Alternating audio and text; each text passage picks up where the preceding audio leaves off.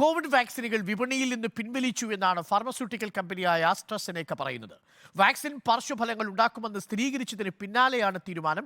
S Ranjith നമുക്കൊപ്പം ചേരുന്നു. S Ranjith, കടുത്ത പാർശ്വഫലങ്ങൾ, രക്തം കട്ടപിടിക്കുന്നതടക്കമുള്ള കാര്യങ്ങൾ ഉണ്ടാകാൻ സാധ്യതയുണ്ട് എന്ന ചില നിരീക്ഷണങ്ങൾ വന്നിരുന്നു. അത് കോടതിയിൽ കൊടുത്തിരുന്ന സത്യവാങ്മൂലത്തിലാണ് ആസ്ട്രസെനേക്ക ഈ കാര്യം പറഞ്ഞിരുന്നത്. അതിനുശേഷമാണ് ഇപ്പോൾ കൂട്ടത്തോടെ കോവിഷീൽഡ് വാക്സിനുകൾ പിൻവലിക്കുകയും ഇനി കമ്പനി കോവിഷീൽഡ് വാക്സിൻ നിർമ്മിക്കുന്നില്ല എന്ന നിലപാടിലേക്ക് എത്തുകയും ചെയ്തിരിക്കുന്നത്. ആശങ്കയുള്ളൊരു വാർത്തയാണോ രഞ്ജിത്ത്?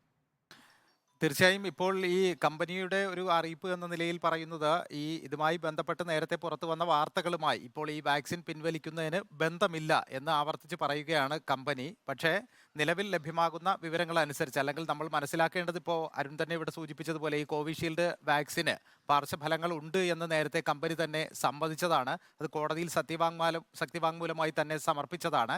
അതിന് പിന്നാലെയാണ് ഇപ്പോൾ ഈ 2 വാക്സിനുകൾ പിൻവലിച്ചുകൊണ്ട് ഈ കമ്പനി ഇപ്പോൾ പിൻവലിച്ചതായി ആസ്ട്രാസെനക എന്ന കമ്പനി ഇപ്പോൾ നിർമ്മാതാക്കൾ അറിയിച്ചിരിക്കുന്നത്. അതായത് ഈ കോവിഷീൽഡും അതുപോലെ തന്നെ വാക്സെർവിയ എന്ന 2 വാക്സിനുകൾ പിൻവലിച്ചു എന്നാണ് കമ്പനി ഇപ്പോൾ അറിയിച്ചിരിക്കുന്നത്. ഈ വാക്സിനുകൾ ഇനി നിർമ്മിക്കില്ല, ഇനി ഉൽപ്പാദിപ്പിക്കില്ലെന്നും അതുപോലെ തന്നെ ഈ വാക്സിനുകൾ വിൽക്കില്ല എന്നുമാണ് കമ്പനി അറിയിച്ചിരിക്കുന്നത്. ഒപ്പം തന്നെ വിപണിയിലുള്ള വാക്സിനുകൾ പൂർണ്ണമായും പിൻവലിക്കും, അതിനി വിൽപ്പനയ്ക്കായി ഉപയോഗിക്കില്ല എന്ന ഒരു അറിയിപ്പ് കൂടി കമ്പനി നൽകിയിരിക്കുകയാണ്. ഇതിനൊപ്പം തന്നെ ഈ കമ്പനി ഇതുമായി ബന്ധപ്പെട്ട് നൽകുന്ന വിശദീകരണം, ഈ വ്യവസായ കാരണങ്ങളാലാണ് ഇത്തരത്തിലൊരു തീരുമാനത്തിലേക്ക് കമ്പനി എത്തിയത്. ആ വ്യവസായ കാരണങ്ങൾ എന്ത് എന്നുകൂടി കമ്പനി വിശദീകരിക്കുന്നുണ്ട്. ഇപ്പോൾ ഈ വാക്സിനുകൾക്ക് വിപണിയിൽ വലിയ തോതിലുള്ള വിൽപ്പനയില്ല, അതുകൊണ്ടാണ് ഈ വാക്സിനുകൾ പൂർണ്ണമായും പിൻവലിക്കുന്നത്.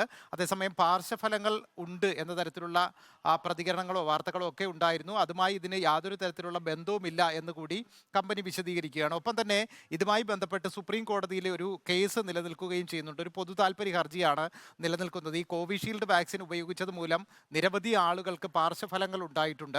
അത്തരം ആളുകൾക്ക് നഷ്ടപരിഹാരം നൽകണമെന്ന് ആവശ്യപ്പെട്ടുകൊണ്ടാണ് ഇന്ത്യൻ സുപ്രീം കോടതിയിൽ ഇതുമായി ബന്ധപ്പെട്ട ഹർജി നിലനിൽക്കുന്നത്.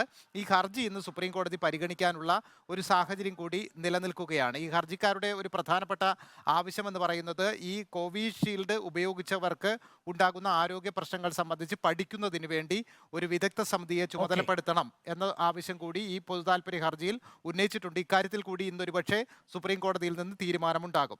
താങ്ക് യു രഞ്ജിത്താണ് വിവരങ്ങൾ നൽകിയത്. ന്യൂസ് ഡെസ്കിൽ നിന്നും. കോവിഷീൽഡ് വാക്സിൻ ഇപ്പോൾ പിൻവലിക്കുകയാണ് ആസ്ട്രാസെനേക്ക. ഇനി കൂടുതൽ കോവിഷീൽഡ് വാക്സിനുകൾ നിർമ്മിക്കാൻ തങ്ങളില്ല എന്നാണ് കമ്പനി ഇപ്പോൾ അറിയിച്ചിരിക്കുന്നത്.